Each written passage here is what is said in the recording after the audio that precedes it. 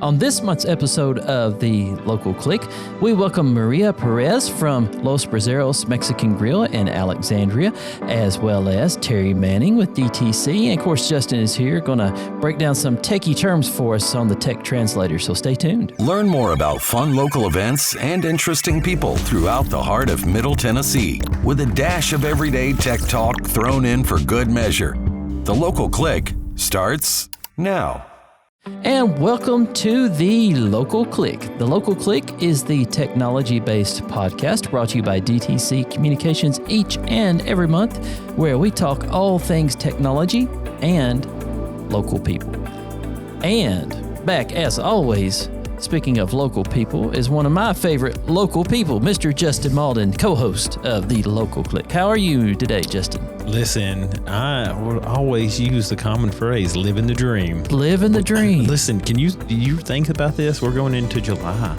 We're halfway through this year, through 2026. I know, it's pretty crazy. I was actually speaking about that to someone last week, and it doesn't seem possible. Yeah, that we're already halfway through. Like, I've just now gotten used to writing the date as 2/6 instead of 2/5. Mm-hmm. And now, before we know it, it'll be 2/7. Yep. It'll take me 6 more months. Yeah.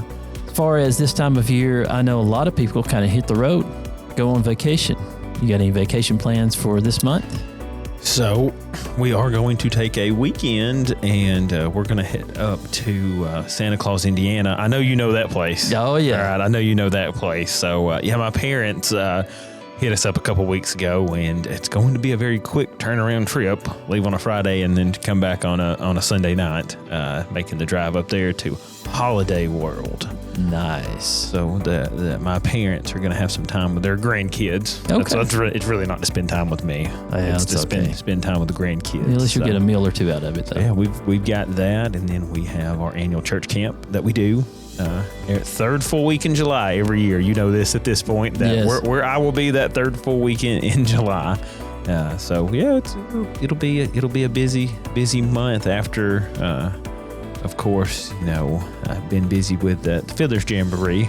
I thought you might bring that up. That's right. Getting that. So we'll get to spend time together for that event. But what about you? Do y'all got your family have any plans for really July? Don't have a lot of plans. We've been traveling a lot with my youngest son's basketball endeavors. He's on the AAU team, one of the local teams there, and he's also playing some school ball. So we've traveled so much already, I think, that we might do some staycation type things for July. So do something different. Yeah, so. June is basketball camp time. Now that he's in high school, your youngest is going into high school. Yep. Now, but yeah, now that he's in high school, yeah, he's getting to learn about the basketball camp time of June, and I know he's already been doing AAU, U-ball, and you're used to that circuit and what weekends consist of. What's funny? That time of the year. What's funny is coming from someone you talking about just not sports minded, and that's me.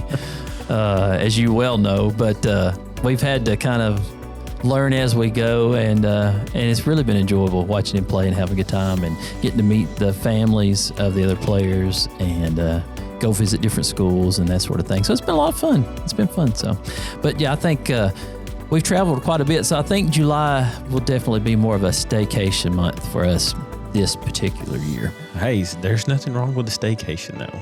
And enjoying time with one another, and sometimes we need to slow down. Mm-hmm. Life does move a little too fast, and so there's nothing wrong with that. You know what would be fun though, if I was going to do a big road trip vacation, I think that might be the time when I would really like to have an EV and see if I could survive the charging trip across the country. The challenge. No. I don't. Too difficult. I've heard of several stories of individuals who have done. I think on short commutes, I think that they're fine. And I mean, we talk about technology. You can plan your road trips and your routes to go by charging stations now. Exactly. But when you get caught and the only thing you can get is what's called a level 1 charger, which is like a 120 outlet, and it takes forever to charge. And it takes 57 hours to go. And that's the only thing you have. Yeah. We had some individuals who got to watch the Christmas parade at church with us one year because their EV that was a rental ran out of charge right in front of the church building. Well. So they enjoyed the Christmas parade with us. We hooked them up. We allowed them to plug into an outlet. It was still charging the next morning when I went by because it still did not have enough charge for them to really get to another charger. So maybe the EV thing, maybe not yet for a long cross-country trip. Or plan your route carefully. Yes. Yeah. That may not be the route that you want to go. Maybe the route you have to go. What if I just put a gas generator in the back and there you go. just charge it with that? Kind of defeats the purpose, right? Make sure you get you a big one with like a 30 or 50 amp. Yeah, you better go big or go home, right? Go big or you'll wish you were home. Yes. Yeah. Well, it's going to be a lot of fun on this episode of The Local Click coming up in just a little bit later in the show. We continue our interviews with DTC employees, and we'll be speaking with Mr. Terry Manning. I can honestly say he's probably one of the favorites of many customers around here, and he'll be with us speaking here in just a moment. But first, we're going to talk about something that kind of near and dear to my heart, and probably yours as well, and a lot of you listening and watching as well, and that's food. And we've got someone definitely knows food coming up right now, and that's Miss Maria Pérez with Los Braseros Mexican Grill in Alexandria.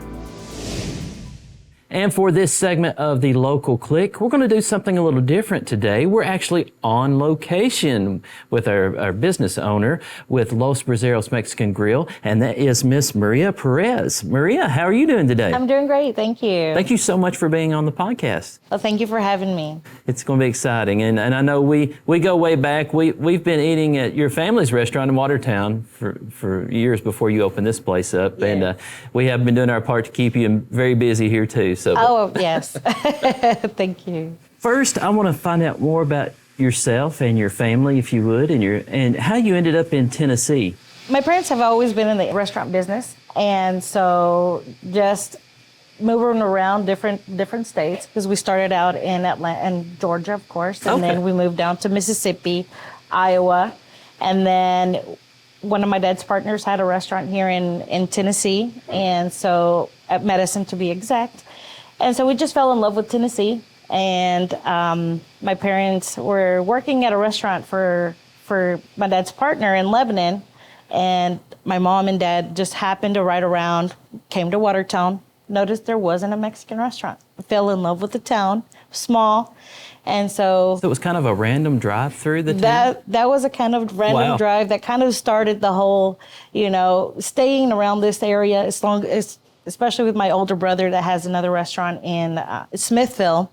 So, which is very good also, by the way. I've been there many times thank too. you. Thank you. So that kind of what started, just my parents riding around and just finding a small town. Have you always had an interest in food, and do you sometimes bring some of your own personal flavors, I guess, and maybe recipes that you've grown up around into this restaurant? Absolutely. I grew up in this industry because of my parents. My dad, that when he came here as a young boy, of course, he started as a dishwasher and worked all his way up to a cook. And so pretty much these worked in the restaurant, and we kind of grew in it as well, So that's where our passion for the food industry, and especially restaurant, for me and some of my siblings, because a few of them have been burnt out. They kind of just opted out of. And it's a tough working. industry. I mean, it's a lot of hours. It's a lot of hard work. It is.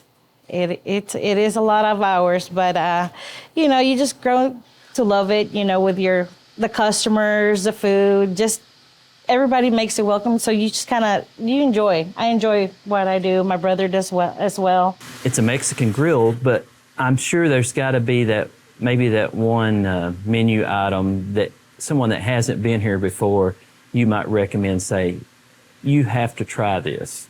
What's one of those kind of recipes or one of those menu items where someone new, you'd be like, I really think you might try this. You might like it a lot. They might not think to try it, You know what? There is a lot of menu items, but one specifically that I just brings me back memories of when I was a child going to Mexico. It was birria torta, which is roast beef or shredded beef, and it's cooked in this broth. And just the way the guys in the kitchen prepare it with the recipe that was given by my father is just takes me back to childhood memories. So that's truly a passed down recipe then, a family recipe. These have personal meanings to you, some of these recipes do. Yes, absolutely. A lot of them do. And of course we kind of just kept did a wide variety on the menu as well, because we wanted to think about, of course, like you mentioned your son, he loves our Braseros burger.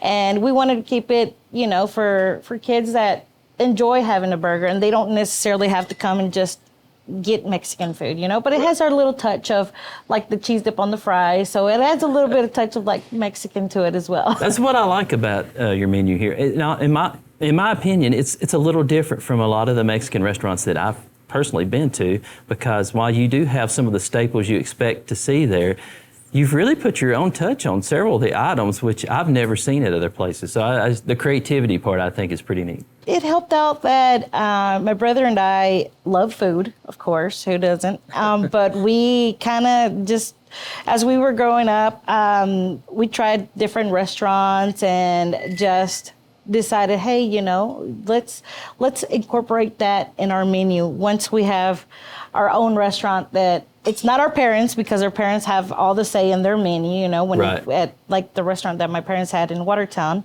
But here at Los Braseros, it was something that me and my brother and I wanted to incorporate our personal dishes that we wanted to, kind of make your own, maybe? Yes. Yeah. So you've been taking notes for a while through the years, probably thinking, yes, if this day comes when I get to have my own place, this is one of the kind of things I'd like to try. Exactly. That kind of deal. Yes. Yeah. To share with everybody, of course, so they can enjoy what we enjoyed as well. I love that. We talked about it a little bit, but it is a lot of hard work being in the food service industry. What does a typical day in your life start out like here when you're getting ready to open up and that sort of thing? Kind of walk us through some of that and some of the many things you have to do that a lot of people don't really realize. They just show up and eat and everything looks like it's so easy and ready to go, but yes, I know there's a lot of work involved in it before they get here. There is. I mean, of course, I couldn't do it without the kitchen stuff as well, because they honestly, they do a lot of work. As you can see, they're already here working in the kitchen. That's right. Takes a good team. Yeah, so we just come in and, of course, I don't do as much as they do, but I do have to taste everything that they prepare, make sure it's good, not salty or too spicy for our customers, and kind of stays consistency. So that's one of the main things, just kind of keep everything consistent. But it does take a lot of prep work from the kitchen staff to do that. Probably the morning of and also the previous night too, right? Yes. With your location being right where it is in Alexandria, which if people don't know, it's off Highway 70 in Alexandria, Tennessee, at the location of the previous Alexandria Cafe, which has been a staple in the area for a long time. I know there's a lot of people that travel through Alexandria on their way to Smithville or the other direction on their way to Lebanon. So do you see a lot of people stopping by and visiting that never been here before just because they happen to be on the way? Or? Yes, I do. And also a lot of regulars, as a matter of fact, one of my old friends that he's a dear customer of mine. He's an older gentleman, which I'm shocked because usually he doesn't like to drive up, that far. And I told him, Mike, what are you doing here? And he's like, well, I went to Lebanon. Others said, oh, so otherwise you would have stopped to visit me. Well, it's on my way there and on my way back. So I figured, that would be, a good time to come and visit you and see how the restaurant was doing. You also have done a ton of work to the building. It looks amazing. I mean, the remodel, there's been a lot of money and time spent here, and I know you got to be proud of that. Absolutely. It did take quite a bit to open up. I mean, unlike the road too, we said we were going to open by a certain day, but we weren't, so we didn't, Well, things take a little longer sometimes once you get in here and start working. So you have the patio addition outside, which is great too. Tell everyone about that too. So we decided to attach build on a patio, make it a little different, give it a different touch than, of course, the restaurant my brother had in Smithfield doesn't have a patio. And so we saw the opportunity, that would make a really nice patio, and we've gotten a lot of compliments. Yeah, it looks like a great place. I know there's moments when it's really busy and really packed. There's got to be moments where everyone on the staff is basically just trying to keep it together, to keep their cool, if you will. How do you, as a manager, and operator of this establishment, how do you kind of keep the team not under control, but just kind of relaxed, and because things need to run smoothly, and Yes. if you get too frazzled, sometimes it's hard to keep things going the right way. So how do you approach that as a team leader or manager over people? Well, I just say, do the best you can do, and let's try to keep the customers happy, and we just work as a team. And of course, we might get one of those servers that just gets overwhelmed, and it's like, try to calm her down. It's like, it's okay, it's gonna pass. It's just a little rush that we got. Well, DTC for 2026, we're actually celebrating our 75th anniversary or year as a cooperative and providing services to the area. I know you need phone service for call-in orders and things like that, but the internet is a big part of restaurant business too. I mean, Yes. Do you use that every day in what you're doing? Absolutely, yes. Especially for transactions, when the customer wants to pay at the table, so we have the QR code on our receipts, and just how fast it is to ring, for them to do the transaction over online or even at the register. You have customers that might be in a rush or impatient.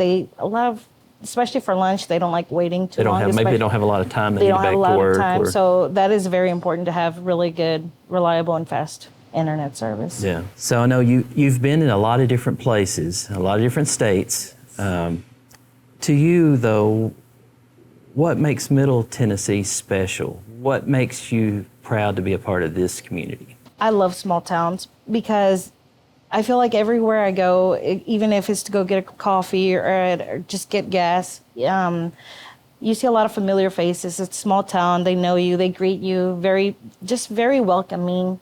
I remember the first couple of weeks that we opened Los Braseros, it was very hectic. We were understaffed. We didn't know we didn't know how busy it was going to get. And just to me, it meant a lot when, customers that I've met and they would just come and ask for help. Hey, do you need any help? Do you need help rolling silverware or anything? So wow. that to me meant a lot. And I was like, I'm so glad we opened up in Alexandria, and that literally won me over too. So I was like, wow, I wasn't expecting that outcome. So we've talked about a lot of food today, and I know there's going to be some hungry people listening and watching the podcast. Now we've got to explain where you are, how to get in touch with you, and how to stay in touch with your specials or any kind of announcements and that sort of thing. What's the best way to stay in touch with Los Braseros? So Los Braseros has a Facebook page. It's Los Braseros Restaurant on Facebook. So that would be the best place. We're going to put specials and any upcoming new dishes or any closing or special occasions, we'll have that posted on there. And people can call in orders too, Absolutely, right? They can I know call this. in I do order. this all the time. Yeah. I'm asking her a question. She knows I know this number, but yeah. And of course, they can do online orders as well. Well, Maria, thank you so much for being on our podcast today. And it's so great to have you as part of this community, and we do truly feel like family. We've been around each other and seen each other's families for so many years, and I'm just proud that you're here, and we'll do our part to keep you in business, okay, as you know. Well, thank you. Thank you so much. Thank you for having me. Absolutely. And we appreciate everyone watching and listening to the podcast today, and we'll be back with more coming up in just a moment.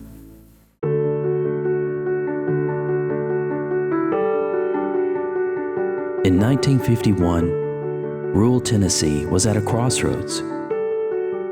The big companies wouldn't come here, and a massive ice storm had just left its mark on our communities. But where others saw unprofitable hills and hollows, our founders saw home. They didn't just want a phone company, they wanted a cooperative, an organization built by the community for the community. For 75 years, DTC Communications has been more than a utility. We've been a neighbor. We've grown from basic party lines to a world-class fiber network that spans across Middle Tennessee. Our roots as a cooperative mean our priority isn't Wall Street, it's the people we serve. Whether you live in our original footprint or our newest service areas, Our mission is the same: to provide the best technology with a local heart, because people matter. We're not just connecting wires. We're connecting neighbors. We're bringing world-class technology to the places we call home. Because here, you aren't just an account. You're part of the DTC family. And we're proud to serve you.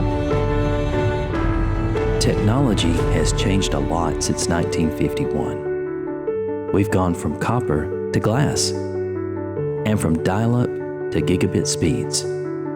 But the heart of DTC remains exactly the same. We are a local company, driven by service and built on 75 years of trust. Thank you for 75 years. DTC Communications, making meaningful connections.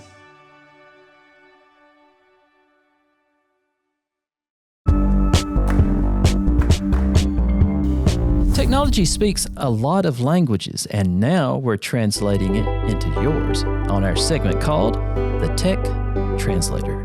Miss Pérez looked into the future during her interview because I think she knew what I was going to be talking about. Oh, really? Today. So in her segment, she mentioned the use of technology and being able to use QR codes that are on their receipts for customers to be able to pay. True. And that's a wonderful technology, but you may have listened to that and you're like, what is a QR code? What is this? You know what? We're going to talk about it. Well, let's talk about it. Let's talk about QR codes. All right. You know, so you have probably seen these black and white square patterns, whether you've got a square and it's got black and white and it looks like it may be alien text, you know, and you may be wondering what is that? To me, it reminds me almost of a barcode or something. Yes. And you may see them when you go into a restaurant and they may have a laminated section on their table that says, hey, scan here for the menu. Or you may have seen, scan this for more information on all kinds of stuff. Maybe somebody has handed you a DTC Communications business card, and on the back of it, there is a QR code that you can scan for the contact information to be put in touch with the individual that gave you that card. QR codes are everywhere now. You watch TV during a commercial, QR code. Go to Los Braseros, use it to pay and to check out and complete your purchase, so to say. So there's lots of uses for it. I think the first time I ever really used a QR code was for Nashville Predators when they went ticketless. And we used QR codes to scan. We didn't have physical tickets anymore. They were digital tickets. And we used QR codes to enter the venue. Yeah. And so that's how that gained us access. And so for sporting events and for tickets, it's very common to have a QR code. And you may have used it before. Now, they scanned my ticket. Well, that's what they scanned. They scanned a QR code that was your ticket. Now, to be able to utilize a QR code, very, very, very simple. Doesn't matter if you have an iPhone, and it doesn't matter if you have an Android phone. The process is the same for both of them. You ready for this? I'm ready. Open your camera app and point it to the QR code. That's it. That's all you have to do to be able to scan it. So you don't have to download a special app. You don't have to download anything. To read a QR code. It is built in. Used to, you had to. Okay. But I think through the years, as we've gotten updates, they realized this is a very nifty feature. And so now it's integrated on modern phone operating systems. So there's no third party that you have to do. Now, what will happen is when you scan it, it will pull up the link and you'll get a pop-up. And you click that pop-up and it'll take you, whether it's a website, it's a form, whatever it may be, it will take you right to it. So you don't have to, the benefit of a QR code is you don't have to remember a long website or URL or, again, contact information. It's an easier way to be able to get the information in people's hands because, again, how often are people carrying wallets?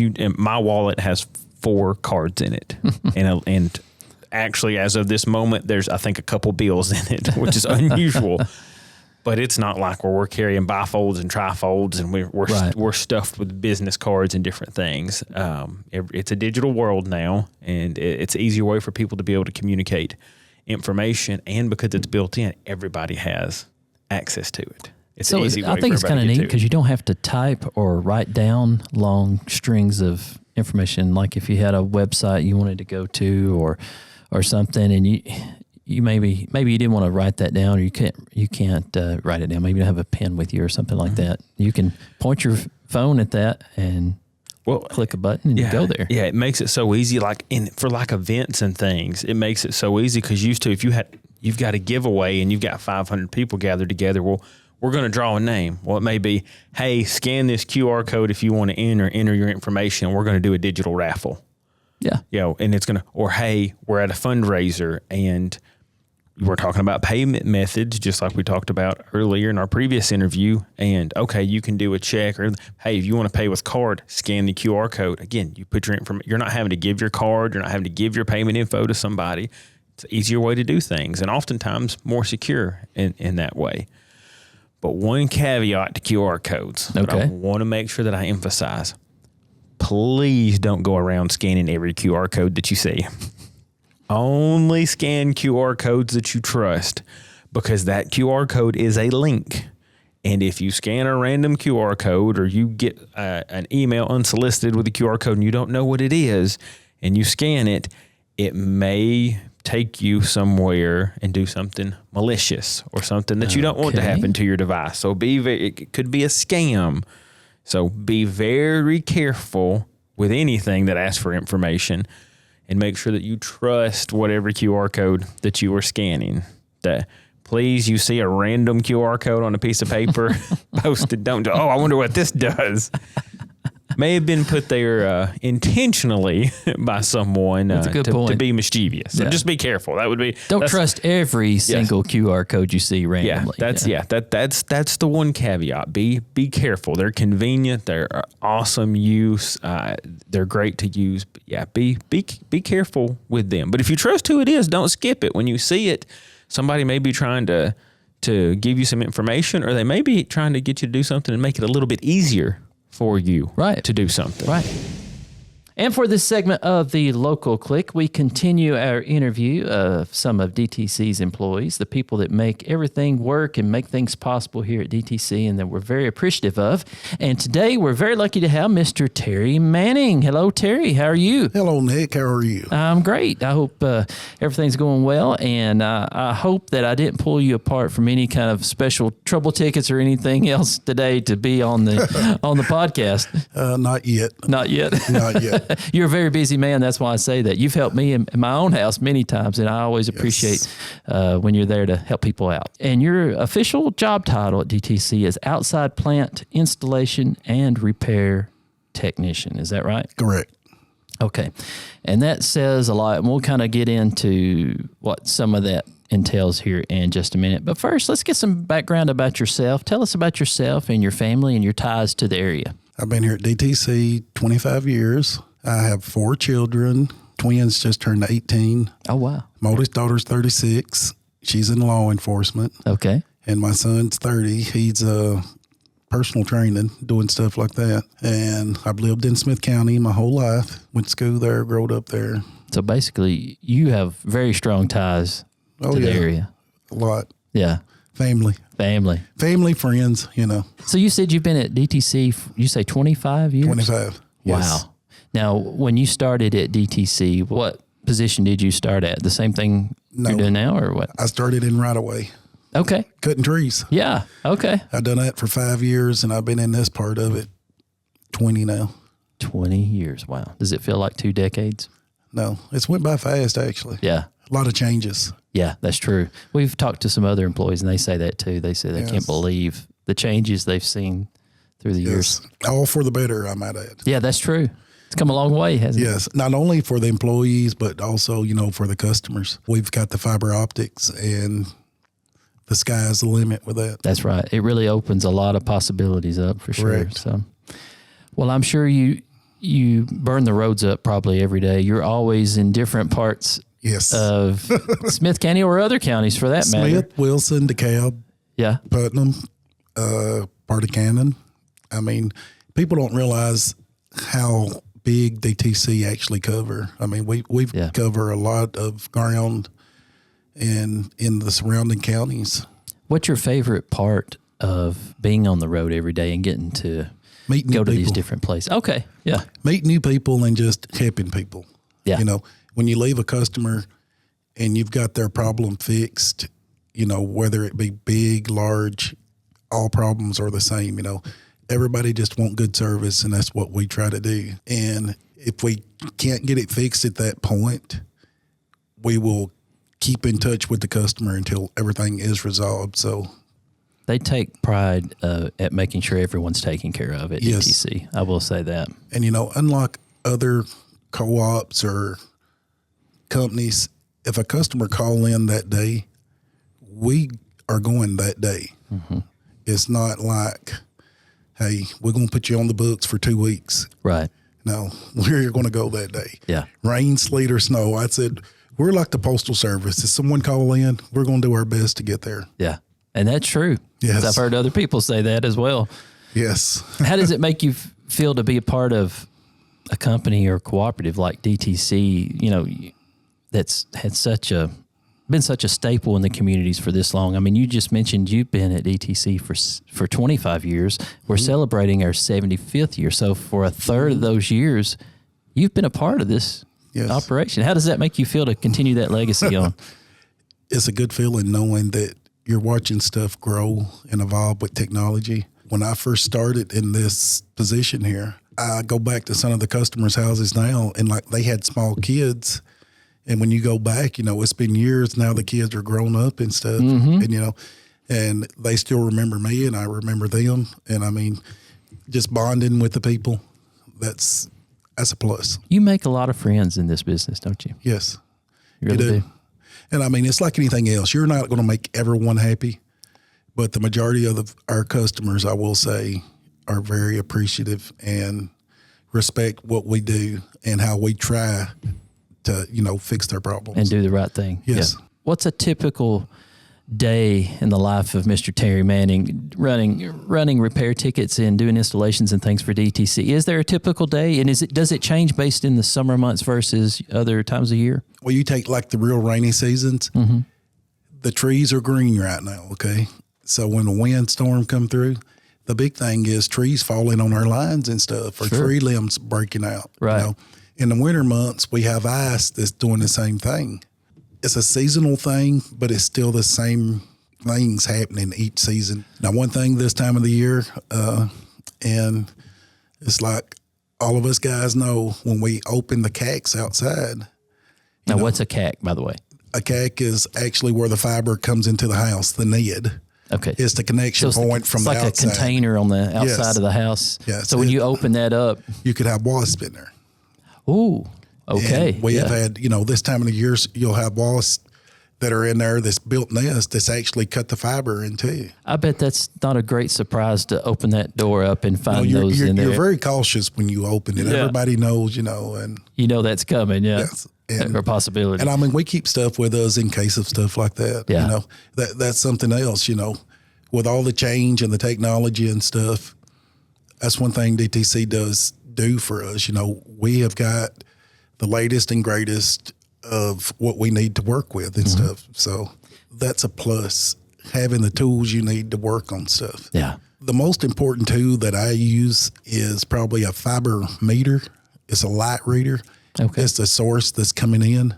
You know, you want to keep it below a certain threshold. So that's going to be one of the first things you do if a customer's having trouble is check your light to see how good your light is coming in. Okay. It's kind of like a signal strength for that correct fiber service, I guess. Coming in. Yep. So that's a very important tool. You know, and then if you don't have any light, we've got another piece of equipment that will actually read the fiber and tell us where the break is or if something is chewed. You know, squirrels. We used to have a big problem with squirrels chewing the line and things. That meter will show you the exact footage of where that break is. It'll put it down to the feet and stuff. Well, then you can take your sequentials on that cable and you can, it'll let you know how far, you know, you need to drive or whatever. That's a huge time saver. That's a big time saver. Yeah. As opposed to when we had copper, you know, it could be anywhere. It makes fiber much easier to troubleshoot in a lot of ways. Generically speaking, fiber is just a lot more reliable as a whole, right? Correct. You know, you was talking about the seasons and, You can probably remember when we had the copper, if it was raining, we would have a lot of trouble tickets. That were related to that, yeah. Yeah, people would call in where our phone, was frying and popping. Well, the cable has got wet and stuff. Yeah. Fiber, you don't have that issue. Yeah. I tell everybody, fiber's no if or ands or in between. If the light's getting there, your service should be working. If it's not, it's something technical and we can get it fixed. Right. But it's really changed over the years. Yeah. And I mean, everything's for the better. Yeah. And I mean, as they say, the sky's the limit. It's only going to get better. Can you think of any times where you've really kind of had to go above and beyond to bail a customer out, to help them out in a bad situation, where you kind of done something that's not necessarily on the instruction sheet, but you did it to help them? I have been at customers, and it's not part of our job description, but like setting up a TV, moving the old TV out, putting a new one in. Yeah. Things like that. The little things to me like that add up, and customers appreciate stuff like that. And that's the good thing about our communities where we live around here. People appreciate stuff. And, if you go above and beyond, people will remember that. And, I mean, if they do have trouble, they'll say, well, they helped me the last time. I'm not going to call in and fuss and stuff, Yeah. Because I know they'll get it fixed. Right. Have you made a lot of friends doing this? Oh, yeah. Double-edged sword sometimes. Yeah, I understand. you get calls in the middle of the night, hey, my stuff ain't working. It's a good thing. Yeah. I'd rather have someone calling like that than someone upset and mad and stuff. So I've talked to so many different people, customers, just small talk, and somehow if your name comes up, I'll mention, Terry Manning, and we'll talk about, oh, I know Terry. Oh, yeah, Terry's the greatest. He helped me at this, or he helped me at that. It's always positive, and people are they're always talking about how friendly you are, your smile, and you're just there to help them. Is that something you consciously strive to do, or is it just you being you? It's just me. What you see is what you get. That's it. And I tell everybody, what you see in me today is what you're going to see in me tomorrow. You don't hurt yourself, but try to help people. And my mother, God bless her soul, that is something she taught us, Yeah. Even people that are at their worst are mad, kill them with kindness. I mean, I've went to angry customers, and they'll be ranting and raving. But if you'll just sit there, listen to them, yes, ma'am, yes, sir, I promise you, by the time you leave there, they'll be apologizing and say, hey, we're sorry that we were so ill. We were just upset. And you just say, I understand, Right. and people will be okay. Yeah. And then before you know it, you got another friend. Yeah. It's funny how that works, isn't it? Yep. You meet a lot of people, especially with people moving in now. There's been so many people to move in, and they'll move in here and they'll say, we can't believe that we have fiber here. We come from places in California, and they didn't even have that there. Yeah. We've said that on the podcast before. Yes. I don't know if everyone throughout our service area realizes, how advanced some of the products and services we're offering is, because you go out of this Middle Tennessee area, if this is all you've ever known, you may take for granted it's not like that everywhere. No, it's not. Yeah. It's not. And I mean, like I said, I've had a lot of people, we can't believe that. And we actually spoke to a human being in the office, and, our response time to tickets or orders, they're like, where we come from, it would have took us a month to get this. Yeah. Not to mention, they probably couldn't even get anyone on the phone, Correct. literally, to talk to them about the problem. Correct. So, I mean, that's one of the perks. We try to help people.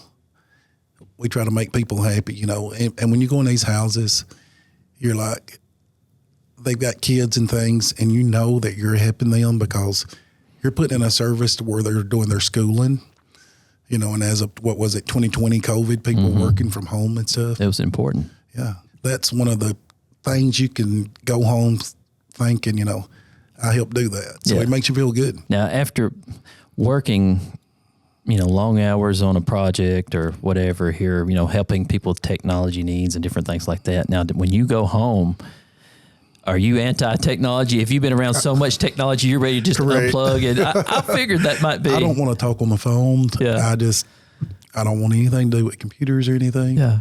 and my daughters say, well, Daddy, I can't get on this or I can't do that. I'm like, okay.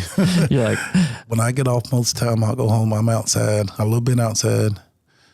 Yesterday I was off. I was on my tractor all day and it was heaven. So I wanted to ask you, what's some of the things like hobbies that you have and things like hunting, that? Fishing, golf. Yeah. All outdoor activities and things like that. Yeah. Yes. Everybody takes vacation around this time, and I save mine till November, December. I'd rather be sitting in a tree than anything. Hey, so I like it. That's good. That's my zen time. That's good. Yeah. Everybody needs that. You need to unwind. Oh, yeah. Because it can be stressful sometimes. I don't care what job it is or who it is. If a person take their job to heart, it's going to be stressful. If you've got anything about you, you're going to care about doing your job right. So it is going to follow you home, so to speak, because I went home a bunch thinking, okay, did I get that fixed or, is this right? Because I take pride in my job. Because you care. That's why. Yes. Yeah. If you're not going to do a job to the best of your ability, why try it? And that's why you're such an important part to DTC. I think it shows that you really do care, and you go out of your way to make sure everything's working. And I try to. You do, because I've talked to too many people, Terry. I know how you are. I know how you're wired, and you do a good job. So, last question: what's the most rewarding feeling at the end of a day after a long day out in the field, and you come home? What makes you the most proud? Making a difference. Okay, you take like schooling, in which my daughters were homeschooled, okay? So I know how important it was to keep that internet up while they were being homeschooled. Mm-hmm. You go home, and I love elderly people to death, okay? When they have trouble, I'm going to go above and beyond. I don't care if I have to stay late to fix their stuff. That's the rewarding part of it. Makes you feel good, don't it? Oh, yeah. Knowing that you just helped. I don't care if it's one person or 10,000 people. Yeah. Helping just anyone, and you've done all you can do. You can go home, and say, I tried and I done all I can. And you feel good about it. Oh, yeah. That's right. Technology changes every day. There's something new every day with technology. There is. And that's one thing I'll say. We go through a lot of training people don't see behind the scenes. People think, well, how did y'all learn this? Well, there's a lot of training that go on that people don't see. But I'll tell everybody, if I can do it, anybody can do it, okay? You just got to be willing to learn and go that extra mile to learn. Yeah. You've got to be open to always learning something new, right? And I was one of the biggest one. I hated change. All change is not bad, I'll say that. Hey, look where it's gotten us so far. And it's only going to get better. That's right. That's right. Well, Terry, thank you for everything. And thank you, Nick. Thank you for always taking care of our customers. I try. All right. Everybody stay tuned. We got more of the podcast coming up in just a moment. Great communities attract talented people to live, work, and raise their families. We've deployed a high-speed network that helps the best and the brightest enjoy better lives in our smart rural community. Great small businesses provide jobs that help workers earn a good living and provide for their families while strengthening local economies. We deploy fiber internet that helps those businesses succeed. Great doctor and patient relationships create bonds that lead to healthier lives. We deliver secure connections so every home and rural healthcare provider can connect to the best healthcare options. Great schools help knowledge-hungry students learn, think creatively, and follow their passions. We've built the network that helps their dreams take off. Great farmers provide the food that sustains and nourishes our nation and the world. We keep those farmers connected to the technology that ensures their crops can thrive. We've planned, engineered, and constructed a cutting-edge communications network. We're committed to delivering future-proof broadband so our friends, families, and neighbors can live rich lives in smart rural communities across America. Your community is our community. We're your rural broadband partners. You do great things. We make great things possible. At DTC, we connect you throughout your home, powering how you live every day. And now, that connection doesn't stop at your front door. With Tri-Lite Mobile, you stay connected wherever life takes you. At home or on the go, it all works together. Because today, connection isn't just something you have, it's something you rely on. DTC Internet and Tri-Lite Mobile. Stay connected wherever you go.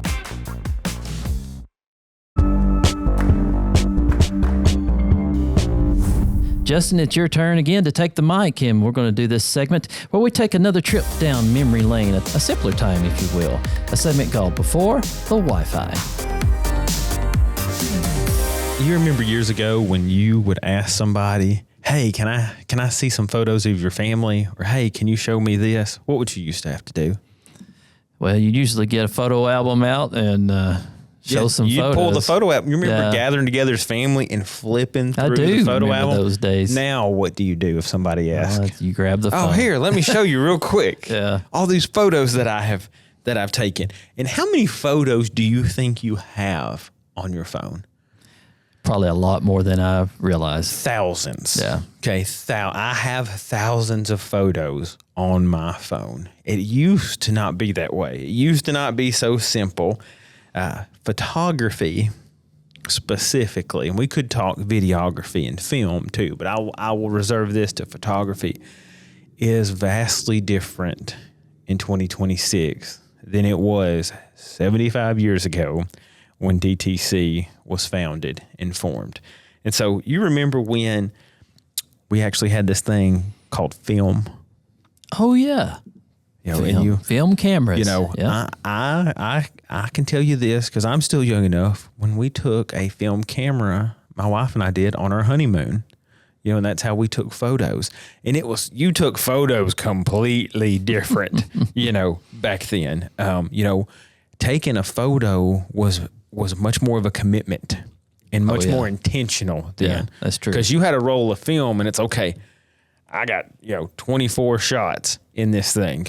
Not I can snap 24 pictures consecutively on my phone, and I'll just pick the best one. If I get 23 bad takes, it's okay. No, you had 24 photos. You had to make those photos count. Mm-hmm. Right? They mattered. Like this moment, we want to make sure we're doing what we want to do, and we want to take it. And you had no idea if it was going to be good or not. Well, that was going to be my next point. That was the strangest part. You would take one of those 24 photos, just hoping and praying that it actually came out. So. Yeah. But you saved photos for family gatherings, for birthdays, for important events. That's when you took photos. We take photos of our food like crazy now. And having phones in our pockets all the time, I don't know. Did you ever take a picture of did you ever go, snap, with a roll of film, with a film camera? Do you ever recall doing that? I used to have a small camera as a child. I had a camera that took a film I bet you've not heard of before. You ever heard of the Kodak disc camera? No. Okay. It was a camera. Was this like in between? No, it was filming? It was a photo camera, but instead of having a roll of film that you normally think of in a roll that you thread through into the camera, it had a little cartridge. Yeah. Okay. I know. I didn't recognize the name. Okay. Yes. Yep. I didn't recognize the name, but yes, now that you described it. Yeah. I used to have that. But the thing, kind of what you're talking about too, is, we'll take a picture anytime now because there's no cost involved. But back then, the cost to develop that film and buy a new film, you didn't just go click, click, click anytime you saw something. Well, and that's part of it too. We had to develop it. So you had to take that roll of film and you'd stick it in that white envelope and write your name off and drop it off. Yeah. And 3 to 5 days later, you'd go pick it up. Yeah. Right. We didn't even have 1 hour, at that point. Yeah. So you'd take a few days and again, you'd go through and be like, well, my finger was in the way of that one. So that one didn't work out. Or the lighting was bad. Yeah. The lighting wasn't good. Well, so-and-so wasn't looking in this photo. Right. But you never get that moment back. That's true. That's it. Yeah. And you didn't know. You'd go through those photos and you'd look at each and every single one of them, one by one. And each photo, whether it was a good photo or not, meant something. Of course, you had the Polaroid, it seemed like, you could take pictures and see them instantly, but you were still limited, right? You'd take it and it still snap. All right, let's see. And there was still a real cost, like monetary cost to that. If yes. Yeah. Didn't turn out, you just wasted whatever you paid for that. So. You click that shutter, and I mean, yes, there was a monetary cost to it as well. But again, I think we were so much more intentional. And we've talked about other things before. We've talked about streaming, and we've talked about movies, and we've talked about music. And again, everything was intentional. Mm-hmm. When you bought that physical album, that album meant something. Right. There was no, I don't like this, I'm just going to change to a different one in 12 seconds. So it mattered. But sharing photos was different too, because how did we used to share photos? Remember, you'd buy pictures. You'd buy school pictures, and you'd get wallet photos, and you'd distribute those wallet photos. Yep. And I was at my parents' house this weekend, and I was looking at their refrigerator, and there's all these old photos still on their refrigerator. Mm-hmm. But how do we share photos now? Well, let me send you a message. Let me post it on social media. Right. Or text it to someone or airdrop. How often are we actually putting photos on film and developing them, printing them out? My oldest did the 4-H photo contest this year for school. And so we developed the film. Not the film, I guess so to say. It was a digital photo, but we actually had it developed. We had it printed. And I remember asking my wife, when was the last time we actually did this? That we actually printed a photo out, a physical photo. It's a different kind of art. And where do you even... When we were trying to figure out where we were going to print this, I'm like, I don't think there's anywhere locally where we live that does this anymore. Hey, do you remember the photo huts along the side of the road in towns and stuff? They look like little storage buildings, but all they contained was somebody working there developing film. This literally, it was a hut on the side of the road. Well, you used to go to places like that. Well, remember you used to go to supermarkets, and there would be photo studios inside of them. I remember that. And again, I mean, are those anywhere anymore? When I worked at a retailer that unfortunately was a massive retailer at one point in time, you may have heard, called Sears. Oh yeah. That has went bankrupt and is closed. We had a photo studio in our retail location. So again, it's something that you don't think about or do anymore that I think we take for granted. Right. We just don't take photos and use them the same way. The photo album has been replaced by the Instagram album, and the social media album. That's what our albums are now. It is such a different way to think about it. But those old photos, there's no scrolling through them. You physically had to go through them. There was no cloud backup. No. There was no instantaneous. If you wanted to give it to somebody again, it was intentional. It took work to do. And yet those photos remain today. Yes. Because they printed them out and they have them.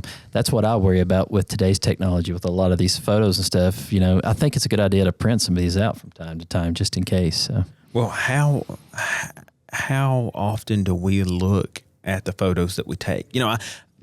I think one of the benefits is everybody is a photographer, because everybody has a camera in their pocket now. At all times. Everybody. That's right. Everybody is a photographer. And you take that and you add social media on top of it, and bam, so photography is bigger now than it ever has been. Mm-hmm. I think the argument is that there's more people involved in it. There's more people taking photos than there ever has been. There's more people who have access to it. But I think because while we may be taking more photos, I wonder, do they mean as much? That's it for photography before the Wi-Fi. That's right. I think there's probably some things you may want to discuss news-wise for Tech News Roundup. Stock market history was made recently when SpaceX went public. It had our dear friend Elon. Yes. It had the largest IPO in history, and as a result of it, it has made Elon Musk the first trillionaire. Great launch for them. It did well. The question now is, you've got these technology companies, because SpaceX is a technology company. You have OpenAI and some other companies that he owns, and other AI companies that are not public yet that we're keeping an eye on this. Do we go public after this? Right. And so we may see some more companies go from private to public as a result of this. Based on the success and of this his. is, the thing is, when you look at the largest companies in the world, the majority of them are technology companies. Yeah. So you see Apple and you see Microsoft and you see NVIDIA.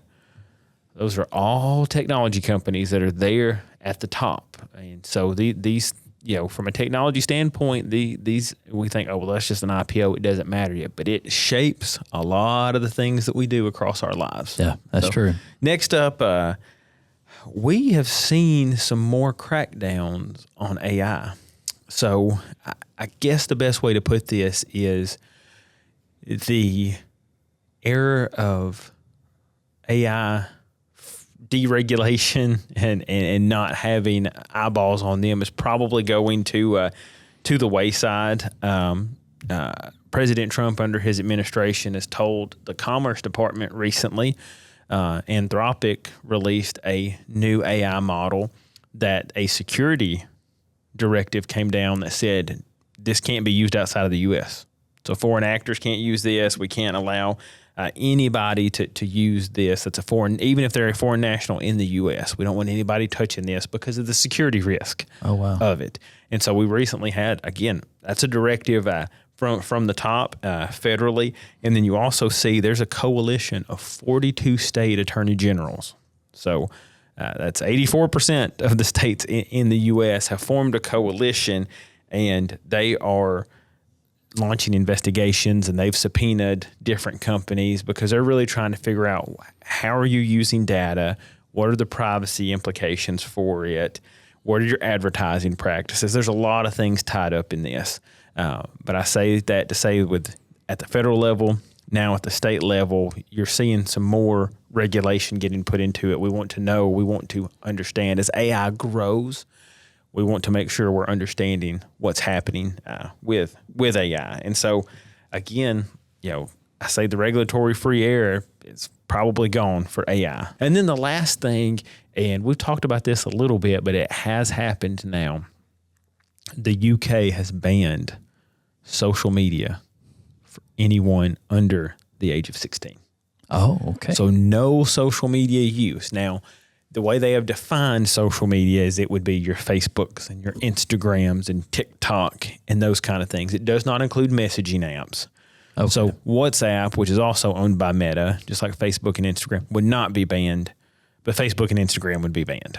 So being able just to communicate is not banned, but these other forms of posting pictures and videos and sharing stories and all kinds of things are banned across the board for anyone under 16 years old. Now, Australia had already done this at the end of last year, and so they were the first country to go this route outside of China, and now the UK has done it. Now there's several more who are keeping eyeballs on this. We see some stuff here in the United States at the state level, not necessarily at the federal level, in some various states, looking at trying to do some sort of age restriction or verification of social media use and other internet use. But the issue that you get into with that, one thing that's different about the United States than a lot of countries is the freedom of speech. Right. That's built into our Constitution.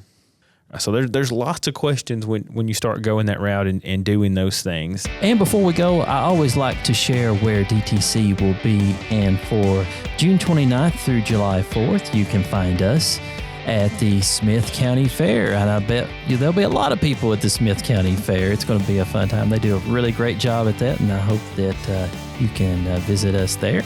On July the 14th, we'll be at the Wilson County 4-H Day Camp, which is being held at the Wilson County Fairgrounds. On July the 18th, we'll be at the Smith County Back to School Bash, which is being held at the Smith County Chamber office. And then to round out the month of July, on the 26th, you can find us at We Care Cannon at the Cannon County High School. And we hope you have a wonderful month of July, and we will see you next time. Learn more about the show by visiting us online at thelocalclick.com. Also, be sure to subscribe to us on your favorite podcast or video platform so you won't miss our next episode of The Local Click. See you next month.